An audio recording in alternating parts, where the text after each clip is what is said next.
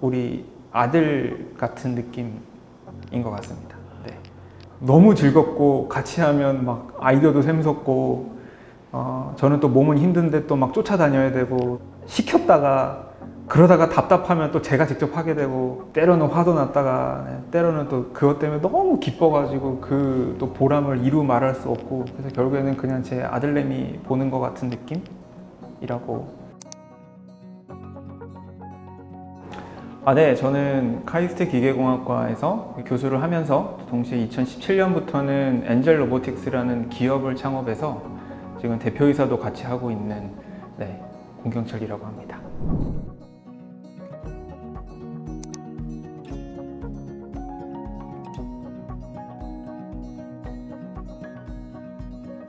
제가 부임하고 한 5년 정도까지의 그 제안서 쓴 거를 얼마 전에 이제 계산을 한번 해봤더니 거의 한 70여 편을 썼더라고요, 제안서를. 처음에는 이게 뭔가 잘 안 돼서 제가 하는 연구가 뭔가 잘못됐는지 능력이 뭔가 좀 문제가 있나 이런 생각을 하기도 했었는데요. 굉장히 이제 직접적인 어떤 변화를 이렇게 주게 된 계기가 있는데 너무 이렇게 제안서를 쓰고 그 시간 동안 노력을 하고 또 기다리고 하는 시간이 너무 힘들어서 바로 그냥 은행에서 돈을 빌려서 그냥 제 로봇을 만들었었거든요. 그런데 그 이후에 이제 가서 국제대회에서 메달을 따오고 나서는 약간 그 전하고는 이제 확연하게 좀 달라졌던 그런 확실히 제가 좀 느끼는 게 있었습니다. 사실 그때나 지금이나 제안서를 쓸 때는 그 평가를 하시는 분들 또는 이 제안서를 읽는 분들의 관점에서 써야 된다라는 생각은 사실 뭐 그때나 지금이나 변함은 없고요. 그때 비해서 확실하게 이제 제안서 성공률이 많이 좋아진 거는 제가 어떤 말을 하는 데 있어서 제가 제안을 하는 거에 조금은 더 신뢰감이 생기지 않았나 뭐 그런 생각을 좀 조심스럽게 보고요. 이게 일종의 브랜드인 것 같습니다. 대중하고 소통하고 그러면서 저 사람은 어떤 비전을 갖고 있고 그래서 지금까지는 어떤 일을 해왔구나 라는 게 일종의 좀 히스토리가 쌓여서 그게 브랜드화가 되면 쉬워지는 것 같은 그런 느낌을 좀 가졌습니다.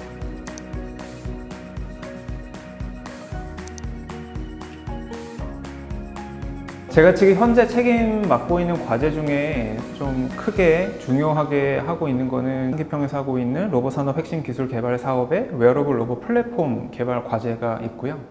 그 다음에 이제 연구재단에서 하는 리더 연구 사업이 있습니다. 그 두 개의 연구 주제가 일맥상통하면서도 굉장히 다른 관점에서 이제 추진을 하고 있는데요. 리더 연구 주제는 기초 연구에 해당합니다. 또 반대로 산업 핵심 과제는 그것과는 전혀 다른 상용화에 매우 가까운 단계입니다. 두 과제가 다 굉장히 규모도 있고 어떻게 보면 참 영예로운 저희 가문의 영광인 그런 과제들인데요. 네, 감사하게도 기초연구하고 상용화에서 다 이렇게 좋은 기회를 갖게 돼서 진짜로 감사하고 무한한 영광으로 생각이 됩니다.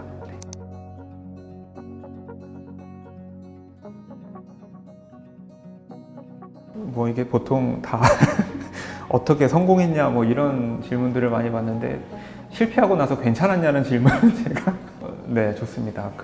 제가 기획반부터 들어가가지고 참 많은 활동을 했고요. 저희 뭐 모든 연구원들이 정말 불철주야 고생 많이 했는데 총괄 책임자로서는 사실 굉장히 미안했죠. 그렇게까지 노력했는데 이게 너무 사실 한 방에 그렇게 되니까 아쉬움도 있었는데 저희보다 더 알키미스트스러운 분들께서 과제 취지를 잘 살려서 좋은 결과 발표해 주실 거라고 믿어 의심치 않습니다. 많은 과제들을 기획하면서 항상 드는 생각이 뭐냐면 책임이잖아요. 그러니까 저희가 세금을 받는 거고 그 세금을 내가 이렇게 쓰면 나는 이러이런 책임을 내겠다라고 하는 그런 굉장히 무거운 건데 저는 어쨌든 굉장히 큰 부담이었습니다. 초반에 저희 산업부 장관님께서 초반에 어떤 취지를 가지고 이 알키미스트가 필요하다고 말씀하신지도 너무 잘 알고 있었고 그래서 그 자체로 이제 굉장히 좀 부담스러웠던 그런 과제였기 때문에 분명히 아쉽기는 했는데 그게 그렇다고 어떤 상실감을 갖거나 한 그런 건 아니고요.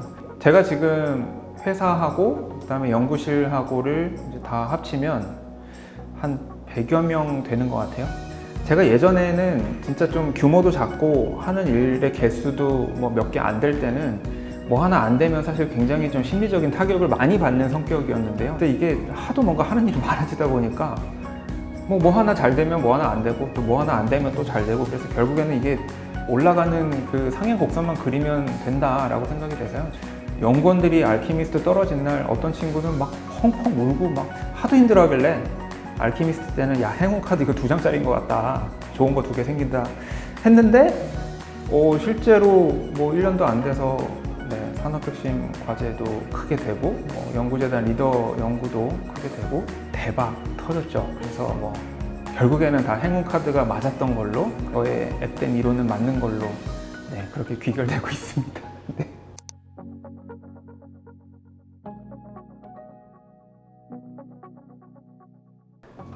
로봇 R&D 하면 항상 시작하는 워딩이 있습니다. 멋진 그림 하나부터 그려야 된다. 도대체 어떤 걸 만들 거야? 그래서 엔드 프로덕트 하나 그리자. 그래서 정말 멋있는 뭐 렌더링 넣고 막 하는데요. 지금 생각하면 그게 상당히 많은 문제의 원인이었던 것 같습니다. 굉장히 좀 마약같이 그때는 되게 좋거든요. 왜냐면 이 제안서를 딱 발표를 할 때 이 심사위원분들이 한눈에 보시기에 저거 정말 매력적으로 좋겠다라고 느껴지시는 뭐 그런 게 있는데, 그 그림이라는 거에 너무 제안자도 매몰되고 평가자도 거기에 매몰되고 해서 사실은 이게 너무 좀 이상한 방향으로 흘러가는 경우도 좀 많이 있고요. 그 다음에 그 그림에 진짜 해야 되는 그 본질이 더 담기면 괜찮은데 그러지 않은 경우도 굉장히 많더라고요. 평가위원님들의 입장에서 보더라도 그림이 너무 멋있는 게 딱 있죠. 근데 이제 현실에 게 있잖아요. 뭐 좋은 점수를 받더라도 분명히 이런 걸 제안했는데 왜 현실은 이런 게 나왔지? 라는 걸 보게 되면 약간 신뢰감을 잃어가게 되고, 그러면서 뭔가 약간 악순환이 걸리죠.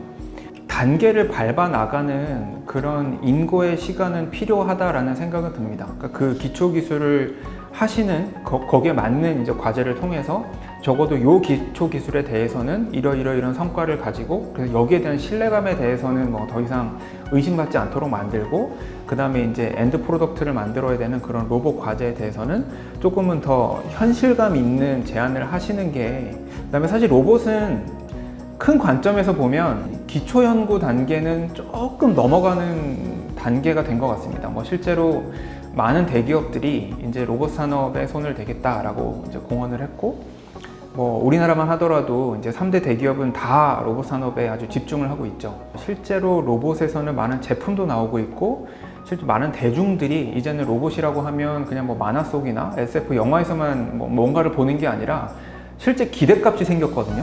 어설픈 기술을 괜히 이렇게 막 완성시켜 가지고 끄집어내면 뭐 평가위원님들에게도 마찬가지고 일반 대중한테도 조금은 이제 실망감을 드릴 수밖에 없다고 생각이 됩니다. 그래서 결국에는 브랜드를 쌓아야 되고, 그 브랜드가 쌓아져야 이제 과제를 따기도 쉬워지고 그런 건데, 진짜 초반에는 조금 이게 뭐지? 라고 할 지연정 좀 현실성 있는 그림을 보여주시고, 그 제안한 거를 대신에 확실하게 이렇게 맞춰 나가는 그런 게 몇 번 반복이 되면 아마 과제를 기획하기도 그렇고 수주하기도 그렇고 진행하기도 그렇고 그 다음 이제 또 연구자를 끌어들이기도 그렇고 모든 게 좀 더 편해지는 그런 선순환에 들어가지 않나, 이런 생각이 좀 듭니다. 제가 이제 교수와 대표, 창업자의 역할을 번갈아 가면서 하면서 저의 이제 좌뇌와 우뇌는 엄청난 번뇌를 느끼면서 이게 맞나? 이게 맞나의 싸움을 엄청나게 하게 됩니다. 사실 창업하고 초반에는 매사에 이게 너무 입장이 좀 다른 면이 있거든요. 그러니까 교수라면 이런 판단을 해야 되고 또 사업가라면 이런 판단을 해야 되고, 이런 게 좀 처음에는 고생 좀 했는데 그것도 이제는 좀 많이 프로세스화 돼서 요즘은 편하게 지내고 있고요.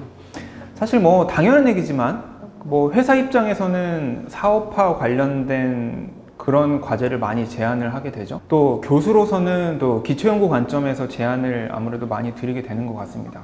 시너지는 굉장히 큰 것 같아요. 요즘 뭐 제 아무리 연구재단에서 하는 TRL이 아주 낮은 과제더라도 이제 더 이상 뭐 논문만 쓴다고 막 이렇게 높은 각광을 받고 그런 게 아니라 공학기술이라면 이게 얼마나 어떻게 상용화에 대한 비전을 갖고 있는 기술인지를 평가하는 게 굉장히 중요하게 많이들 생각해 주시더라고요.